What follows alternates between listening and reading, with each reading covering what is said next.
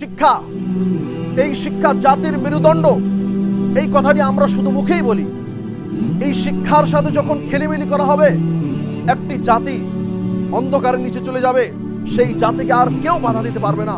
আপনার সন্তান 10 বছর 20 বছর পরে ডাক্তার হচ্ছে, ইঞ্জিনিয়ার হচ্ছে, ও কোরআনের 10টা সূরাও জানে। ইন্নাল হামদুলিল্লাহ নাহমাদুহু ওয়া নাস্তাঈনুহু ওয়া নাস্তাগফিরুহু ওয়া নু'মিনু বিহি ওয়া নাতাওয়াক্কালু আলাইহি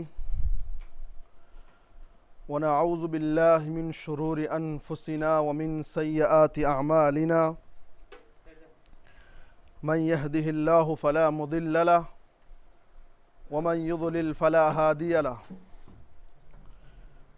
ওয়া আশহাদু আল লা ইলাহা ইল্লাল্লাহু ওয়াহদাহু লা শারীকা লাহু ওয়া আশহাদু আন্না মুহাম্মাদান আবদুহু ওয়া রাসূলুহু।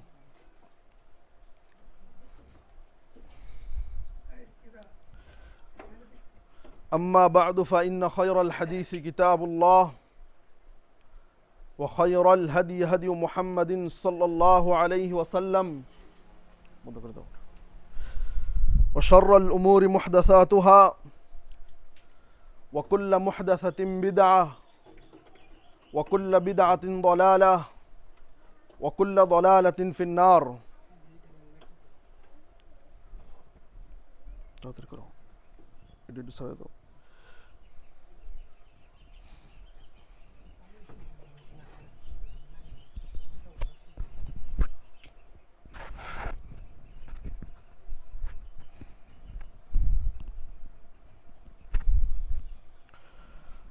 أعوذ بالله السميع العليم من الشيطان الرجيم. بسم الله الرحمن الرحيم. يرفع الله الذين آمنوا منكم والذين أوتوا العلم درجات. وقال النبي صلى الله عليه وسلم من سلك طريقا يلتمس فيه علما سهل الله له به طريقا إلى الجنة. رواه ابن ماجه. وقال النبي صلى الله عليه وسلم طلب العلم فريضة على كل مسلم.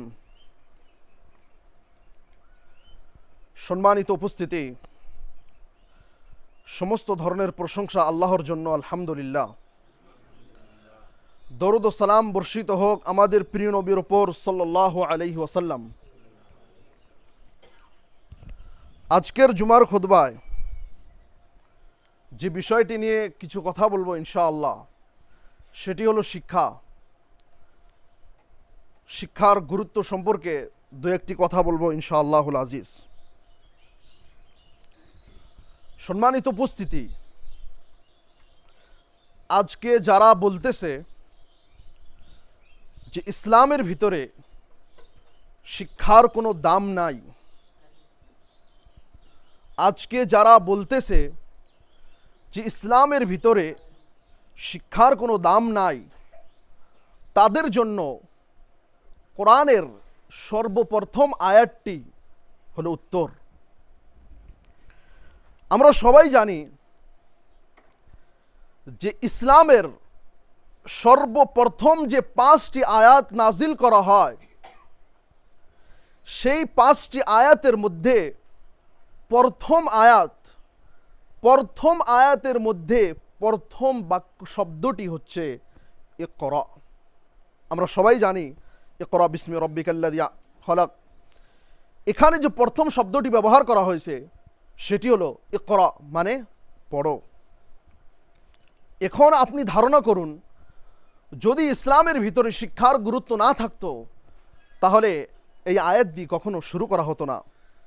সম্মানিত উপস্থিতি, এই জিনিসটি আমাদের মাথায় প্রথমে রাখতে হবে যে ইসলামের ভিতরে অনেক গুরুত্ব রয়েছে শিক্ষার, কিন্তু এখন একজন মুসলিম যদি শিক্ষা অর্জন না করে, তাহলে সেই মুসলিমকে দেখে আমি এবং আপনি ইসলামকে দোষারোপ করতে পারবো না।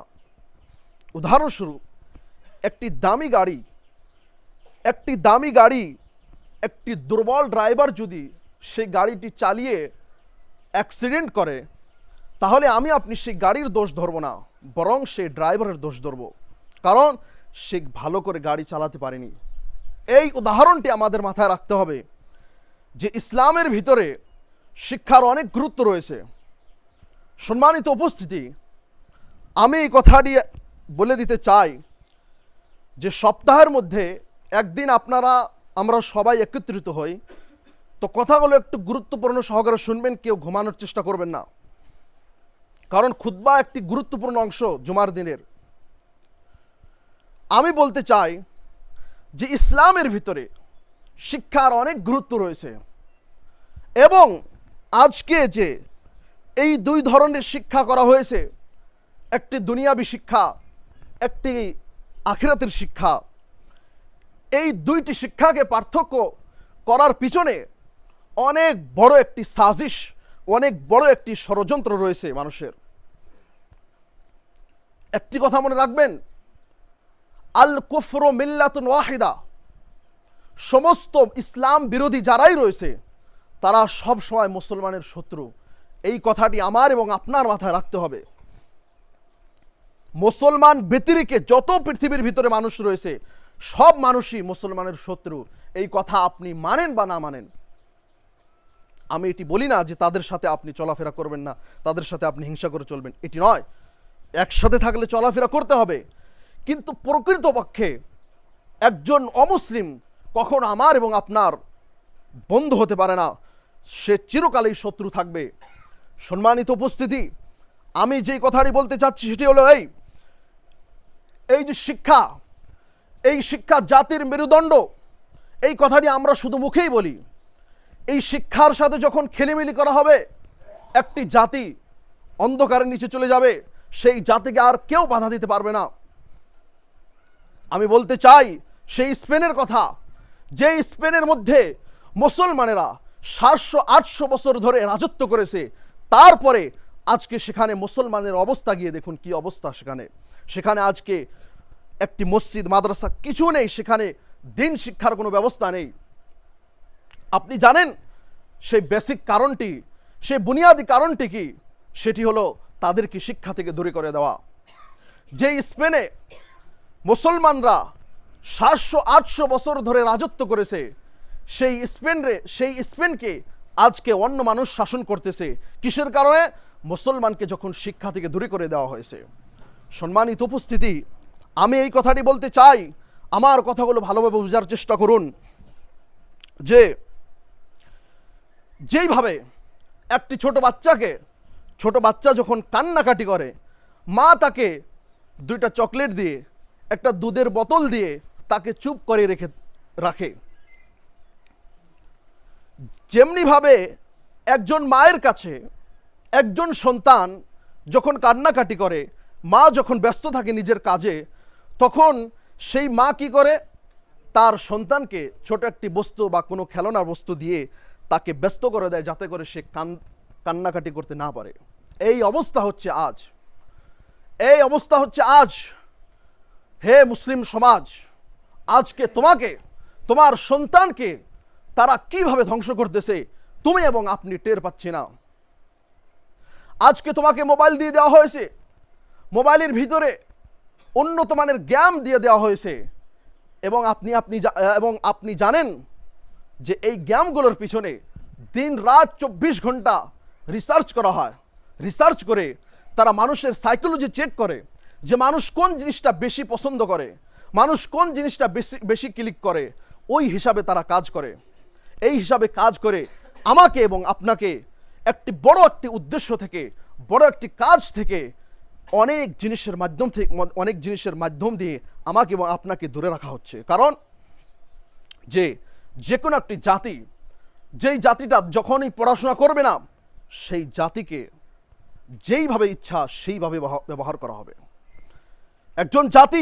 একটি জাতি যদি পড়াশোনা না করে, সেই জাতিকে যেইভাবে ইচ্ছা সেইভাবেই ব্যবহার করা হয়।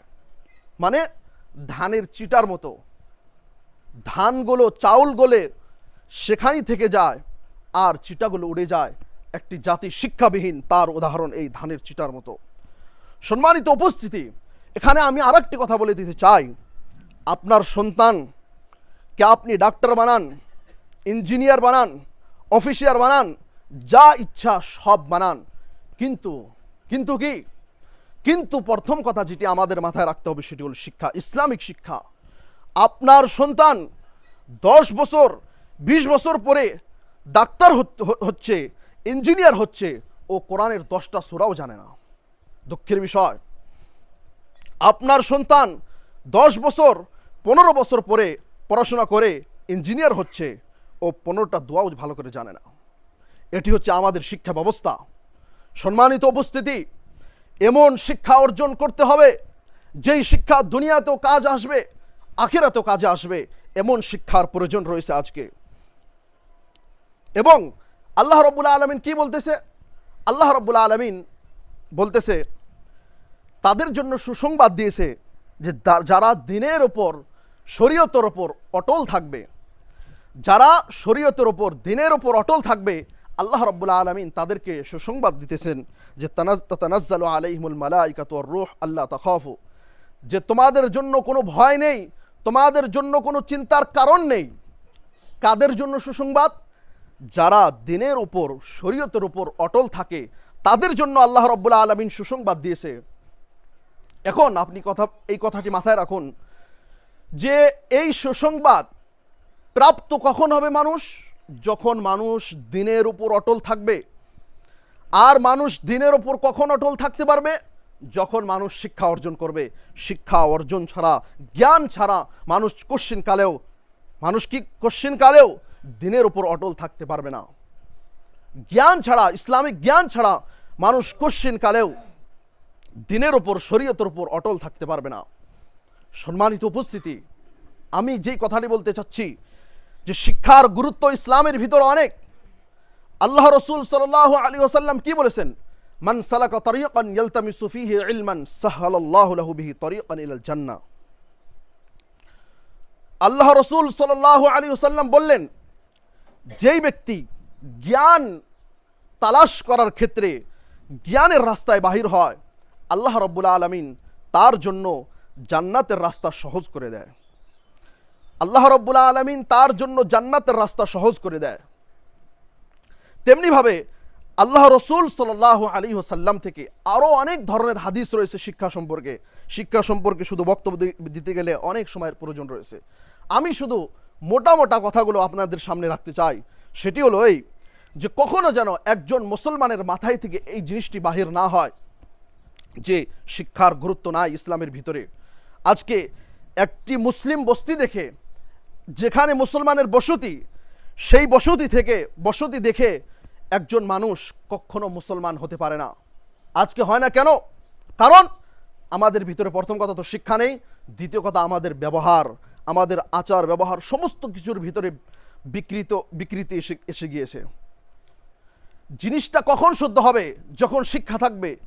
যদি শিক্ষাই না থাকে তাহলে আমাদের আচার ব্যবহার, আমাদের সমস্ত কিছু ডেভেলপ কি করে হবে? আর যখনই ডেভেলপ হবে না, তখন মানুষ দিনের পথে আসতে পারবে না। সম্মানিত উপস্থিতি, আমি বলতে চাই ওই কান্ট্রিগুলো, চায়না, সিঙ্গাপুর, মালয়েশিয়া, ইন্দোনেশিয়া, এই যে কান্ট্রিগুলো যে রয়েছে এই কান্ট্রিগুলোতে অনেক মুসলমানের হার রয়েছে। এই কান্ট্রিগুলোতে, এই দেশগুলোতে মুসলমানরা যুদ্ধ করে ইসলাম সেখানে নিয়ে যায়নি, বরং মুসলিম ব্যবসায়ীদের কারণে সেখানে ইসলাম গিয়েছে। মুসলিম ব্যবসায়ীদের কারণে সেখানে ইসলাম গিয়েছে। তাদের আচার ব্যবহার দেখে তারা ইসলামে দলে দলে এসেছে, তারা ইসলাম গ্রহণ করেছে। সম্মানিত উপস্থিতি, এই কথাটি ভালো করে মাথায় রাখতে হবে যে ইসলাম, এই দিন কোশ্চিন কালেও বুড়ো হয়ে যেতে পারে না। আজকে অনেক মানুষ অভিযোগ করে যে ইসলামের ডেট এক্সপায়ার হয়ে গিয়েছে, এখন এই ইসলাম আর চলবে না, ইসলামকে আপডেট করতে হবে। সম্মানিত উপস্থিতি, আমি কথাটি বলতে চাই, আল্লাহ রাব্বুল আলামিন এই শরীয়ত দিয়েছে, কিয়ামত পর্যন্ত মানুষ যারা আসবে, কিয়ামত পর্যন্ত তারা কিভাবে চললে দুনিয়া এবং আখিরাতে সফল হতে পারবে, সেই গাইডলাইন এই কোরআন এবং হাদিসের ভিতরে দেওয়া হয়েছে। তারপরেও আজকে একদল মানুষ বলতেছে, কি বলতেছে? যে ইসলামের ডেট এক্সপায়ার হয়ে গিয়েছে, ইসলাম এখন চলবে না। কেন বলতেছে?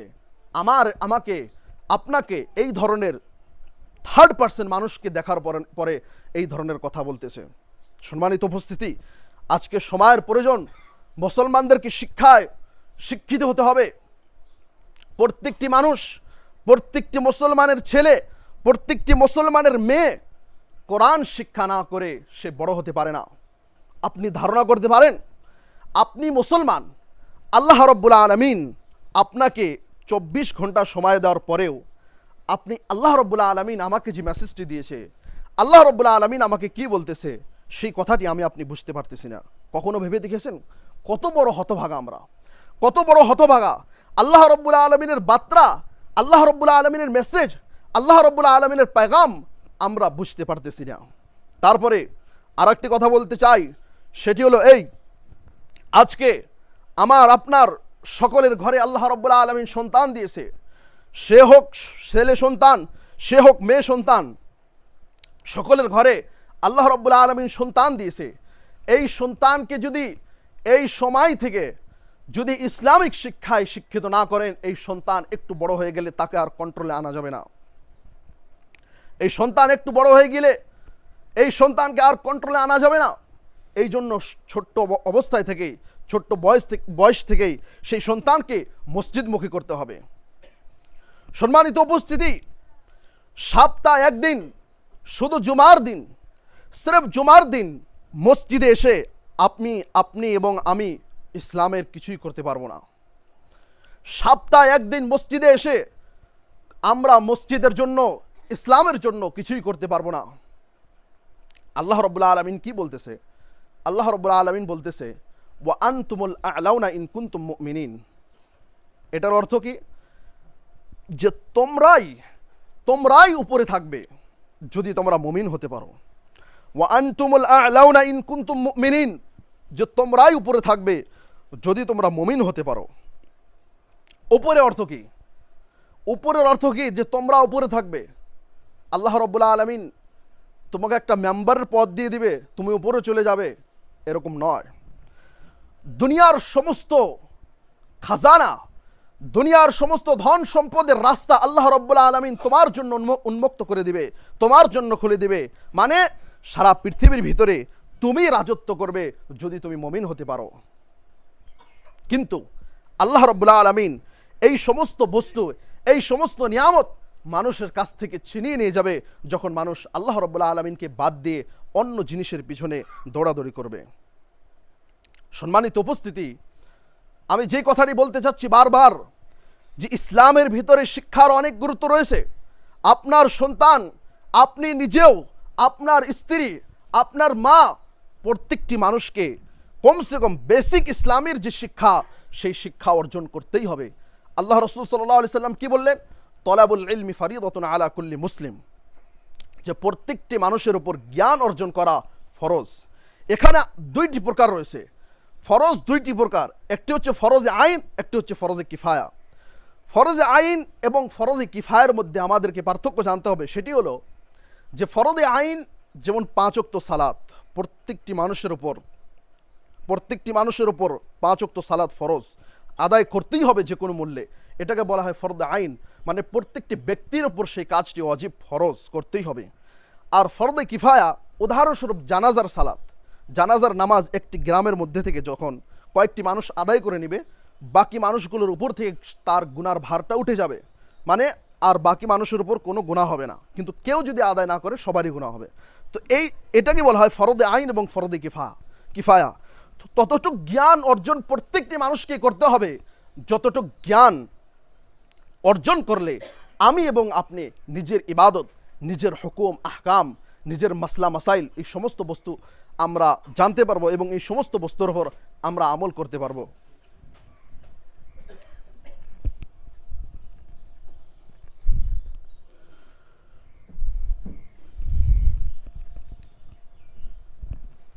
আলহামদুলিল্লাহ ওয়াহদাহ ওয়াসসালাতু ওয়াসসালামু আলা রাসূলিহিল কারীম, আম্মা বাদ।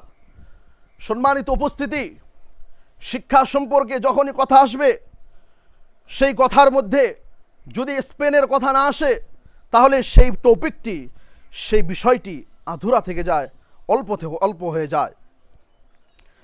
যে স্পেনের মধ্যে মুসলমানেরা কয়শো বছর শাসন করেছে, 700-800 বছর শাসন করেছে, তারপরে সেখানে মুসলমানের অস্তিত্ব শেষ করে দিয়েছে। কিসের কারণে? প্রথমে তারা মানুষকে ইসলাম থেকে দূরে সরিয়ে দিয়েছে, মসজিদ থেকে দূরে সরিয়ে দিয়েছে, কোরআন থেকে দূরে সরিয়ে দিয়েছে। তার কারণে তাদের আজকে অবস্থা এই। সম্মানিত উপস্থিতি, স্পেনের ভিতরে যারা রাজত্ব করেছে তাদের এক কাহিনী, যারা সেখানে বাস করেছে তাদের এক কাহিনী। স্পেনের ভিতরে বলা হয়েছে কত হাজার হাজার পুরুষ নারীকে সেখানে আগুন দিয়ে জ্বালিয়ে মেরে ফেলা হয়েছে, কতল করা হয়েছে। এবং বলা হয়েছে যে যারা যারা বাঁচতে চাও তারা এই কর্ডোবা আরবি, কুর্তুবা আরবি ভাষা, কর্ডোবা ইংলিশে, এই কুর্তুবা বা কর্ডোবা এই মসজিদে গিয়ে তোমরা আশ্রয় গ্রহণ করো। সেখানে হাজার হাজার পুরুষ নারী সেই মসজিদের ভিতরে আশ্রয় গ্রহণ করেছে। সমস্ত মসজিদের দরজা বন্ধ করে দিয়ে, তেল ঢেলে দিয়ে সেই মানুষদেরকে জ্বালিয়ে দেওয়া হয়েছে। এটি হলো আমাদের ইতিহাস, জ্বলন্ত ইতিহাস। সম্মানিত উপস্থিতি, আমি বলতে চাই, যেই সময় ইউরোপ আমেরিকা আজকে আমরা যারা তাদের গোলাম হয়ে রয়েছি, যেই সময় ইউরোপ আমেরিকা থেকে যখন তাদের কোনো অস্তিত্বই ছিল না, যখন মানুষ তাদের নামই জানতো না, যখন কিভাবে পায়খানা করতে হবে সেটাও তারা জানতো না, তখন সারা পৃথিবী থেকে মানুষ জ্ঞান অর্জন করতে যেত সেই কর্তোবা। সারা পৃথিবী থেকে মানুষ জ্ঞান অর্জন করতে যেত সেখানে কর্ডোবাতে। আজকে যেভাবে মানুষ সিঙ্গাপুর, কানাডা এই সমস্ত স্থানগুলোতে জ্ঞান অর্জন করতে যায়, বড় বড় স্থানগুলোতে, সেই সময় সারা পৃথিবী থেকে মানুষ জ্ঞান অর্জন করতে যেত সেই কর্তোবাতে যেত। আপনি জানেন সেই কর্তোবার ইতিহাস কি? সেখানে লাইব্রেরি ছিল, সেখানে মানুষকে মারার পরে মানুষে ওই মসজিদের নিকটেই ছিল একটি ছোট নদীর মতো ছিল। ওই সমস্ত মানুষের রক্ত দিয়ে ওই নদীর পানি লাল হয়ে যায়। আবার যখন ওই কর্তোবার মসজিদের পাশেই ছিল বিশাল আকারের লাইব্রেরি, যেখানে মুসলমানদের হাজার হাজার বছরের জ্ঞান সাধনা, অনেক বিষয়, পৃথিবীর সমস্ত বিষয়ের জ্ঞানের বই পুস্তক সেখানে রাখা ছিল। ওই সমস্ত মুসলমানদের হাজার হাজার বছরের জ্ঞান চর্চা, মুসলমানদের হাজার হাজার বছরের অনেক যে জ্ঞান চর্চা তারা করেছে, তাদের কষ্ট শ্রম, ওই সমস্ত বই পুস্তককে তারা আবার জ্বালিয়ে দেওয়ার পরে যখন সেই বই পুস্তককে আবার ওই নদীতে রাখা হয়, তখন ওই বই পুস্তকের যে জ্বালিয়ে দেওয়া হয়েছে সেই বই পুস্তকের ছায়ের কারণে, জ্বলন্ত ছায়ের কারণে সেই নদীর পানি বন্ধ হয়ে যায় বা কালা হয়ে যায়। এটি হচ্ছে আমাদের ইতিহাস। সম্মানিত উপস্থিতি, আমরা সবাই জানি যে ভারতবর্ষের ভিতরে একটি বিখ্যাত দল রয়েছে, যেই দলটির নাম হচ্ছে আরএসএস। যেই দলটির নাম হচ্ছে আরএসএস, রাষ্ট্রীয় স্বয়ংসেবক, এর ফুল ফর্ম আরএসএস। আপনি জানেন এর মেন ফাউন্ডেশন কোথায়? এর মেন ফাউন্ডেশন হচ্ছে মহারাষ্ট্র, নাগপুর। এর মেন ফাউন্ডেশন হচ্ছে মহারাষ্ট্রের নাগপুর একটি ডিস্ট্রিক্ট। এই আরএসএস এর উদ্দেশ্য কি? আরএসএস এর উদ্দেশ্য শুরু থেকে এটি যে আমরা ভারতবর্ষকে হিন্দু রাষ্ট্র বানাবো। তারপরে কথা হচ্ছে যে এই আরএসএস পার্টি যখন ভারতবর্ষ থেকে স্পেনে একটি চিঠি লিখলো যে কি ব্যাপার, যেখানে মুসলমানরা 700 বছর 800 বছর ধরে রাজত্ব করেছে, তারপরে সেখানে মুসলমানের কোনো অস্তিত্ব নেই, সেখানে মুসলমানের কিছু নেই। কারণটা কি? তারা আবার পাল্টা উত্তর দিয়েছে যে আমরা কি করেছি আমরা প্রথমে এখানে করেছি যে মুসলমানদেরকে মসজিদ থেকে দূরে করে দিয়েছি,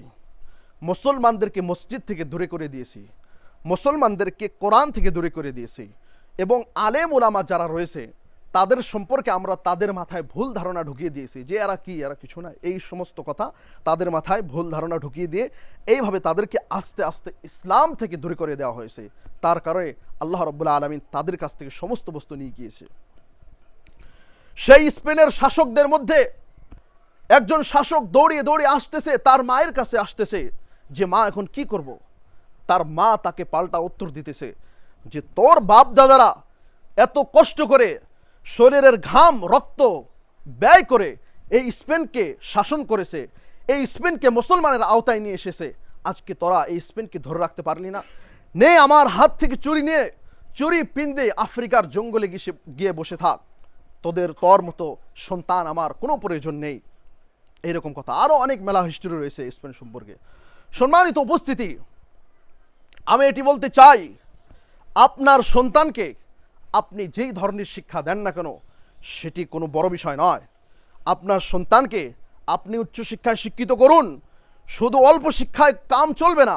আপনার সন্তানকে আপনি হাফেজ বানান, অন্য লাইনে পড়ান, অনেক কিছু করেন, কিন্তু বেসিক যে শিক্ষা, ইসলামিক শিক্ষা, যেই শিক্ষা না থাকলে সে দুনিয়া এবং আখিরাতে চলতে পারবে না, সেই শিক্ষা অবশ্যই প্রত্যেকটি মানুষকে দিতে হবে, প্রত্যেকটি গার্জিয়ানকে চেষ্টা করতে হবে, নিজের সন্তানকে দিতে হবে। কিয়ামতের দিন যদি আমাকে এবং আপনাকে জিজ্ঞেস করা হয়, নিজের সন্তান যদি বলে যে আমার বাবা, আমার পিতা আমাকে শিক্ষা দেয়নি, আল্লাহ রাব্বুল আলামিন যদি আমাকে আপনাকে জিজ্ঞেস করে ফেলে, তখন আপনি কি বলবো? সম্মানিত উপস্থিতি, খুতবার শুরুতে আমি যেই কথাটি বলেছিলাম সেটি হলো এই, আল কুফরু মিল্লাতুন ওয়াহিদা, ইসলামের এলাওয়া, ইসলাম ব্যতিরেকে যত দল রয়েছে, অন্য জাতি যত রয়েছে, সমস্ত মুসলমানদের শত্রু। তারা সব সময় চায় মুসলমানদেরকে কিভাবে ধ্বংস করা যায়, সব সময় চায় তারা। এবং এই কথাটি আপনি জানেন বা না জানেন, আপনি বিশ্বাস করুন বা না করুন, অবশ্যই এক সময় এমন আসবে যেই সময় আপনি অবশ্যই বাধ্য হয়ে বিশ্বাস করবেন এই কথাটি। সম্মানিত উপস্থিতি, উম্মতের মধ্যে আমি যেরকম জ্ঞান সম্পর্কে বলতেছিলাম, উদাহরণস্বরূপ উম্মতের মধ্যে, মুসলমানদের মধ্যে কিছু মানুষ ডাক্তার হতেই হবে বাধ্য, কিছু মানুষ ইঞ্জিনিয়ার হবে, কিছু মানুষ জজ হবে, উকিল হবে, বিভিন্ন প্রকারে যাবে। কিন্তু এই বেসিক শিক্ষা, এই শিক্ষাটি প্রত্যেকটি মানুষের ভিতরে থাকতে হবে। আপনি দেখেন যে জ্ঞান, এখানে এই হাদিসের ভিতরে যে আল্লাহ রসুল সাল্লাল্লাহু আলাইহি সাল্লাম বলেছেন যে জ্ঞান দুই প্রকার, তলাবুল ইলমি ফরিদাতুন আলা কুল্লি মুসলিম, যে জ্ঞান প্রত্যেকটি মানুষকে অর্জন করতে হবে, একটি ফরদে আইন, একটি ফরদে কিফায়া। তো এখান থেকে এই কথাটি বাহির হয় যে উম্মতের মধ্যে, কিছু মুসলমানদের মধ্যে কিছু মানুষ ডাক্তার হবে, কিছু ইঞ্জিনিয়ার হবে, মানে বিভিন্ন ফিল্ডে মানুষ যাবে। এটার কারণে কি হবে? মানুষ দুনিয়ার ভিতরে আরাম পাবে, দুনিয়ার ভিতরে মানুষের অনেক সমস্যার সমাধান হবে। তাহলে দুনিয়াবি শিক্ষারও ইসলাম গুরুত্ব দিয়েছে, একদম নিখোঁজ করেনি যে তুমি কলেজ ইউনিভার্সিটির শিক্ষা গ্রহণ করতে পারবে না, এটি ইসলামে কখনো বলেনি। কিন্তু আপনি ভাবেন যে দুনিয়াবি শিক্ষাকেও ইসলাম গুরুত্ব দিয়েছে, তাহলে যেই শিক্ষা দুনিয়া এবং আখেরাতে দুইটা জায়গায় ফায়দা হবে, সেই শিক্ষার আর কত দামি হতে পারে, সেই শিক্ষা আর কত দামি হতে পারে। আমি একটি উদাহরণ দিতে চাই। ঢাকা ইউনিভার্সিটির একটি ওয়ার্ডেন বা হোস্টেলে দেখাশোনা করে অনেক গরিব মানুষ, সে তরমুজ বিক্রি করে, যে কোনো জিনিস পায় সে বিক্রি করে নিজের জীবিকা নির্বাহন করে। একটি ছেলে তাকে জিজ্ঞেস করতেছে যে আপনি এত কষ্ট করেন, সারা রাত ডিউটি করেন, আবার দিনে ব্যবসা করেন। সে বলতেছে আমার ছেলেটা ঢাকা ইউনিভার্সিটিতে পড়তেছে, কিছুদিন পড়াশোনা করার পরে সে ডাক্তার হবে, তো আমার কষ্ট দূর হয়ে যাবে। তো এইভাবে যাওয়ার পরে অনেক দিন পরে তার ছেলেটা ডাক্তার হয়ে যায়। ডাক্তার হয়ে যাওয়ার পরে আবার ওই যেই ছেলেটা তাকে জিজ্ঞেস করেছিল, আবার সেই ছেলেটা ওই মানুষটাকে আবার জিজ্ঞেস করে যে আপনি এত মন খারাপ করে কেন বসে আছেন, আপনি এত মন খারাপ করে কেন বসে আছেন? সে বলতেছে যে আমার ছেলে ডাক্তার হয়ে গিয়েছে, কিন্তু এখন পয়সা ভাতি নেই, যার কারণে সে বাড়িতে অনেক অনেক জ্বালা যন্ত্রণা করে, বাড়ির জিনিসপত্র ভাঙে, অনেক কিছু করে এবং মদ খায়, সে অনেক কিছু নেশায় আক্রান্ত হয়ে গিয়েছে। সম্মানিত উপস্থিতি, আমি এটি বলতে চাই যে ইসলামের শিক্ষার গুরুত্ব কত। ইসলামিক একজন মানুষ যখন ইসলামের বেসিক শিক্ষা যখন গ্রহণ করবে, তাকে এই শিক্ষাটাও দেওয়া হবে যে আল্লাহ রাব্বুল আলামিনের হকের পরে পিতামাতার হক, আল্লাহ রাব্বুল আলামিনের হকের পরে পিতামাতার হক, যে একজন মানুষ কখনো নিজের পিতা এবং মাতাকে মারতে পারে না, তাকে ধমক দিতে পারে না। এইগুলো শিক্ষা হলো বেসিক শিক্ষা। আমাকে দেখান পৃথিবীর কোন ইউনিভার্সিটি, কোন কলেজ, কোন বিশ্ববিদ্যালয়, যে বিশ্ববিদ্যালয়ে এটি শিক্ষা দেওয়া হয় যে পিতামাতার সাথে ভালো ব্যবহার করতে হবে। আমাকে দেখান। সম্মানিত উপস্থিতি, আমি বলতে চাই আজকের যে অবস্থা, আজকের যে সমস্যা, এ সমস্যা ও সমস্যা। আপনি জানেন যখন মানুষ আল্লাহ রাব্বুল আলামিনের জন্য, কোরআনের জন্য, ইসলামের জন্য সময় বাহির না করবে, আল্লাহ রাব্বুল আলামিন আপনাকে এবং আমাকে এমন এমন বস্তু দিয়ে ব্যস্ত করে দিবে, আপনি তখন চাওয়ার পরেও আপনি যদি ইচ্ছাও করেন তাও আপনি সালাত আদায় করতে পারবেন না, নিজের পরিবারের জন্য সময় বাহির করতে পারবেন না। এটি বাস্তব। এই জিনিসগুলো আমরা প্রত্যেকেই স্বচক্ষে দেখতেছি। তারপরে দেখেন, আমি এই কথাটি হয়তো আর আগেও বলেছি মনে হয়, যে ইসলাম শুধু মসজিদের মধ্যে সীমাবদ্ধ নয়। ইসলাম শুধু মসজিদের মধ্যে সীমাবদ্ধ নয়। ইসলাম শুধু মসজিদের মধ্যে সীমাবদ্ধ নয়। আজকে আমরা সবাই ভাবি যে 5 ওয়াক্ত মসজিদে এসে, অধিকাংশ মানুষ তো আমরা 5 ওয়াক্ত সালাত আদায় করি না। 5 ওয়াক্ত সালাত মসজিদে এসে আদায় করা, জুমার দিনে খুতবা শোনা এবং ঈদের দিনে গিয়ে ঈদের সালাত আদায় করাই মনে হয় ইসলাম। আসলে ইসলাম এটি নয়। ইসলামের ভিতরে কি নাই, ইসলামিক শিক্ষার ভিতরে কি নাই, ওই সমস্ত বস্তু বলতে গেলে অনেক খুতবার প্রয়োজন রয়েছে। আমি একটু টাচ দিতে চাই। আজকে সমস্ত দেশের যে আর্থিক ব্যবস্থা, ফাইন্যান্সিয়াল ব্যবস্থা, সেই ব্যবস্থার মধ্যে কি পুরা ব্যবস্থা সুদী ব্যবস্থা। আর সুদী ব্যবস্থা যখন কোনো দেশের মধ্যে চালু থাকবে তখন কি হবে? সুদী ব্যবস্থা যখন কোনো দেশের মধ্যে চালু থাকবে, সারা দেশ ফকির হবে, কিছু মানুষ ধনী হবে। সারা দেশ ফকির হবে, কিছু মানুষ ধনী হবে। যারা উপর লেভেলে বসে রয়েছে, টপ লেভেলে বসে রয়েছে, তারা ধনী হবে। এবং আপনারা বড় বড় টাউনে, বড় বড় শহরে দেখতে পারবেন যে একজন মানুষ 5 তলা বিল্ডিংয়ে এসি রুমে বসে রয়েছে, আরেকজন মানুষ রিক্সা নিয়ে ঘুরতেছে। একটি ভাড়া যদি দিনে 2-3টা ভাড়া না মারতে পারলে সে বাড়িতে কি খাবে তার সেটি সংগ্রহ হবে না। তো এই যে ব্যবস্থা, আমরা যেটা আমাদের ভাষায় বলতে পারি যে একজনে গাছতলায় বসবাস করতেছে, আরেকজনে 5 তলায় বসবাস করতেছে।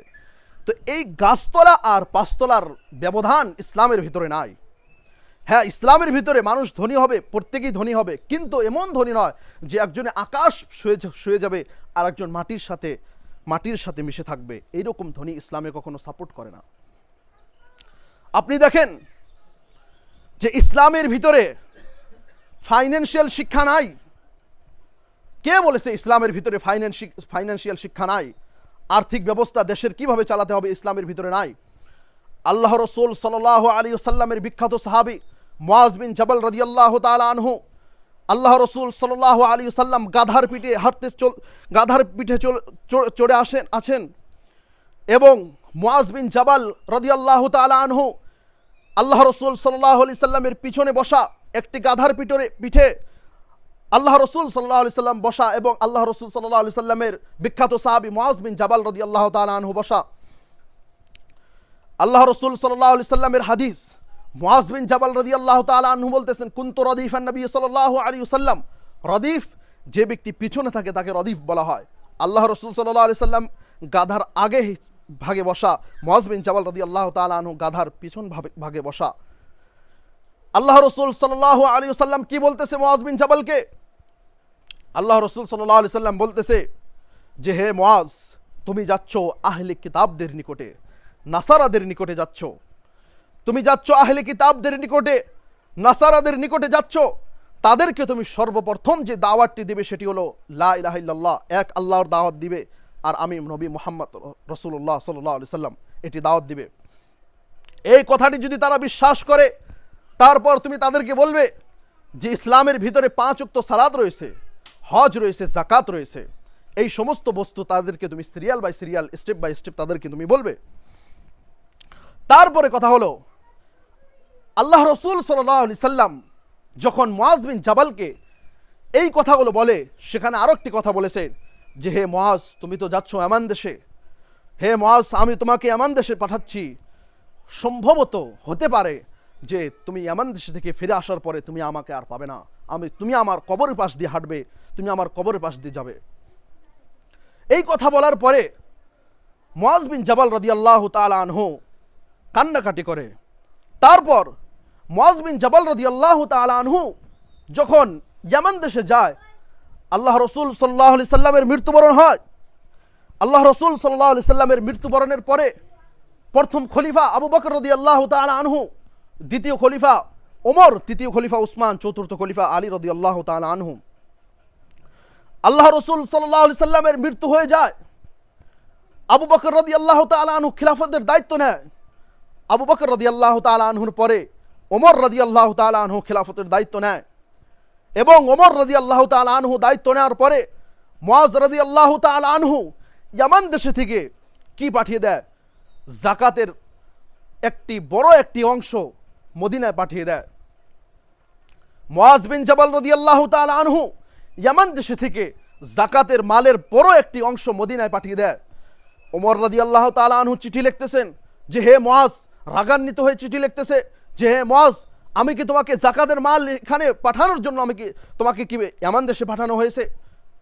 সে বলতেছে, কি বলতেছে? মুআজ বিন জাবাল রাদিয়াল্লাহু তাআলা আনহু কি বলতেছে? মুআজ বিন জাবাল রাদিয়াল্লাহু তাআলা আনহু বলতেছে যে হে খলিফা, এখানে মানুষ যাকাত নেওয়ার মতো মানুষ নেই, আমি যাকাতের মাল কাকে দিব? এইভাবে 1-2 বছর পরে পরে পাঠিয়ে দিতে দিতে পুরো মালটা 2-3 বছর পরে পুরো যাকাতের মালটা ইয়ামান দেশে থেকে মদিনায় পাঠিয়ে দেওয়া হয়। সম্মানিত উপস্থিতি, এখানে যে কথাটি আমাদেরকে জানতে হবে সেটি হলো এই, যে ইয়ামানের অবস্থা, যেখানে মানুষ নিজের খাদ্যর জন্য লড়াই ঝগড়া করত, একে অপরের সাথে লড়াই ঝগড়া করত, মারামারি হতো খাদ্যর জন্য, কিন্তু ইসলামের আলো যাওয়ার পরে, ইসলামের শিক্ষা যাওয়ার পরে সেখানে মানুষ যাকাত নেওয়ার মতো মানুষ আর পাওয়া যায় না। এটি হচ্ছে ইসলামের ফাইন্যান্সিয়াল ব্যবস্থা। সম্মানিত উপস্থিতি, ইসলামিক শিক্ষা কামিল, কমপ্লিট, পূর্ণ ইসলামিক শিক্ষা। কোনো মানুষ যদি বলে যে ইসলামী শিক্ষার ভিতরে ফাইন্যান্সিয়াল শিক্ষা নাই, সে ভুল কথা বলে। সে ইসলাম সম্পর্কে অজ্ঞ, সে ইসলামকে রিসার্চই করেনি, সে শুধু ইসলামকে মসজিদ মাদ্রাসার মধ্যে সীমাবদ্ধ ভেবেছে। এখন সমস্যা তো আরও অনেক, যে আজকে আমাদের দেশের অধিকাংশ মাদ্রাসা নিজের ছেলেদেরকে নিয়ে কালেকশন করায়, চান্দা করায়। একজন মানুষ যখন এই কাজগুলো দেখবে, সেই একজন জ্ঞানওয়ালা মানুষ এই দৃশ্য দেখে নিজের সন্তানকে, একজন ধনী মানুষ, একজন ইঞ্জিনিয়ার, একজন সায়েন্টিস্ট, একজন বড় ধরনের মানুষ নিজের সন্তানকে এই ধরনের দৃশ্য দেখে মাদ্রাসায় দিবে না, যে আমার সন্তানও এই কাজ করবে। তো এটি হচ্ছে সমস্যা, যে আজকে ইসলামী প্রতিষ্ঠানগুলোর ভিতরে অনেক বিকৃত এসে গিয়েছে। তো আমি বলতে চাই, তেমনিভাবে আরও একজন খলিফা, 4 জন খলিফা থাকার পরে ওমর বিন আব্দুল আজিজ, ইনি কে? ওমর বিন আব্দুল আজিজ, এনাকে 5ম খলিফা বলা হয়। এরই এক হিসাবে 5ম খলিফা তাদেরকে ইতিহাসবিদগণ তাদের নাম দিয়েছে, এবং ওমর রাদিয়াল্লাহু তাআলা আনহুর সম্পর্কে সে নাতি লাগে। তো ওমর বিন আব্দুল আজিজের সময়, সেই সময় ওই অবস্থা হয়েছিল যে সারা দেশের ভিতরে মানুষ যাকাত নেওয়ার মতো মানুষ পাওয়া যেত না। আপনি দেখেন সেই সময়ের আর্থিক ব্যবস্থা, ফাইন্যান্সিয়াল ব্যবস্থা কত ইনক্রিজ হয়েছিল, কত উপরে গিয়েছিল। তো সম্মানিত উপস্থিতি, ইসলামকে শুধু মসজিদ মাদ্রাসার মধ্যে সীমাবদ্ধ করলে কাম চলবে না। তেমনিভাবে আরও একটি উদাহরণ দিয়ে আমি আমার কথা শেষ করব, সময় অনেক হয়ে গিয়েছে।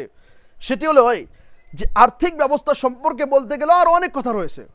তেমনিভাবে ইসলামের ভিতরে একটি লিডার কেমন হতে হবে আপনি দেখেন।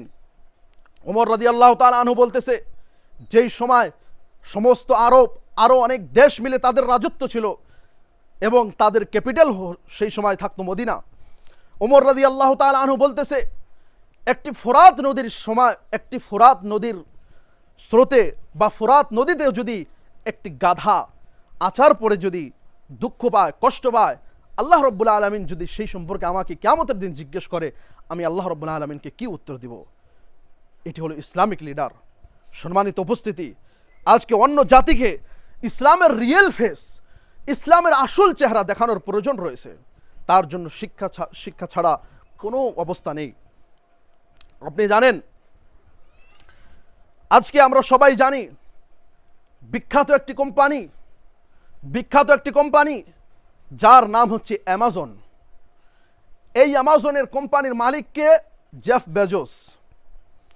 অ্যামাজনের কোম্পানির মালিক জেফ বেজোস 3টি রুল ফলো করে তার পুরো বিজনেসটা, ইন্টারন্যাশনাল বিজনেস চালানোর প্রতি তিনি 3টি রুল, 3টি কায়দা তিনি ফলো করে মানে। এবং এই 3টি কায়দা কার? এই 3টি কায়দা কোথায় থেকে সে নিয়েছে? এই 3টি কায়দাও তিনি বিখ্যাত সাহাবী আব্দুর রহমান বিন আউফ থেকে এই কায়দাটি নিয়েছে। আপনি জানেন আব্দুর রহমান বিন আউফ, এই কথা আরো একটি বলে দিই, 10 জন সাহাবা যাদেরকে আল্লাহ রসুল সাল্লাল্লাহু আলাইহি ওয়াসাল্লাম দুনিয়ার ভিতরেই জান্নাতের সুসংবাদ দিয়েছে, আশারায়ে মুবাশশারা যাদেরকে বলা হয়, তার মধ্যে 4 জন খলিফা রয়েছে। সেই 10 জন সাহাবায়ের মধ্যে 6 জন সাহাবাই কেরামগণ ছিলেন এই যুগের হিসাবে তারা ছিল মিলিনিয়ারও না, বিলিয়নিয়ার ছিল তারা, অনেক টাকা পয়সার মালিক ছিল। তার মধ্যে একজন ছিল ওসমান রাদিয়াল্লাহু তাআলা আনহু, তার মধ্যে একজন হচ্ছে আব্দুর রহমান বিন আউফ। আপনি দেখেন এই আব্দুর রহমান বিন আউফ তিনি কত টাকা পয়সার মালিক ছিলেন। তার বিজনেসের কাফেলা যখন শাম দেশে থেকে মদিনায় আসতো, মদিনার মাটি কাঁপতো, এত তার টাকা পয়সা ছিল।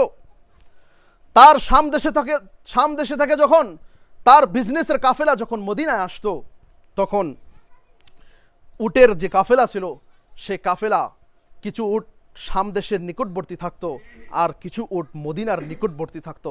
তাহলে এখান থেকে আপনি আন্দাজা লাগান, একটি চিন্তা করেন যে তার বিজনেসের কাফেলা কত বড় ছিল। সম্মানিত উপস্থিতি, আমি খুতবার শেষে বলতে চাই যে নিজেকে জ্ঞান অর্জন করতে হবে। প্রত্যেকটি মানুষ জ্ঞান অর্জন করবেন। বই পুস্তক অনেক পাওয়া যায়, অনেক ব্যবস্থা রয়েছে।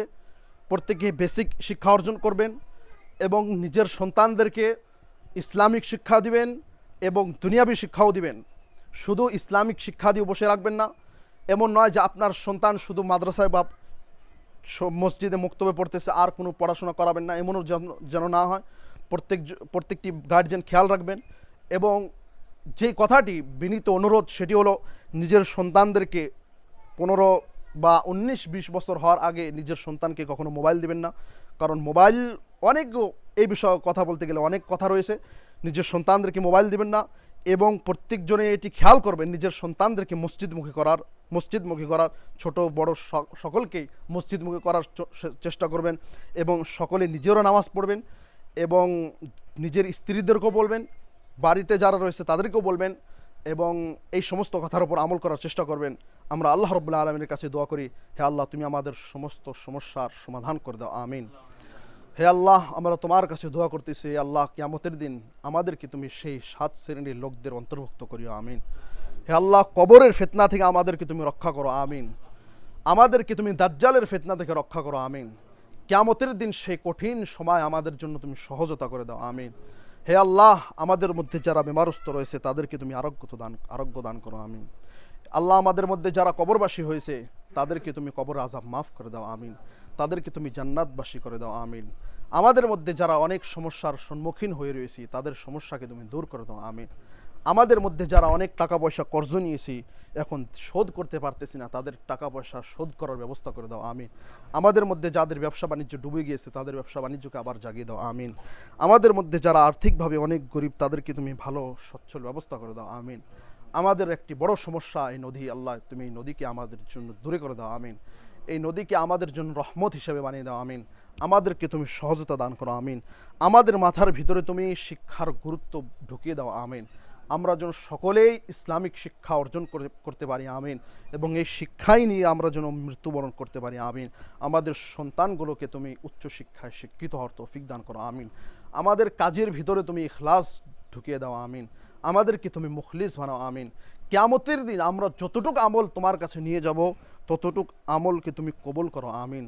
আমাদের গুনাহকে তুমি মাফ করো, আমিন। আমরা সকলেই গুনাহগার, সকলে আমরা গুনার বোঝা মাথায় নিয়ে চলতে পারতেছি না, এই গুনার বোঝাকে তুমি কম করে দাও, আমিন।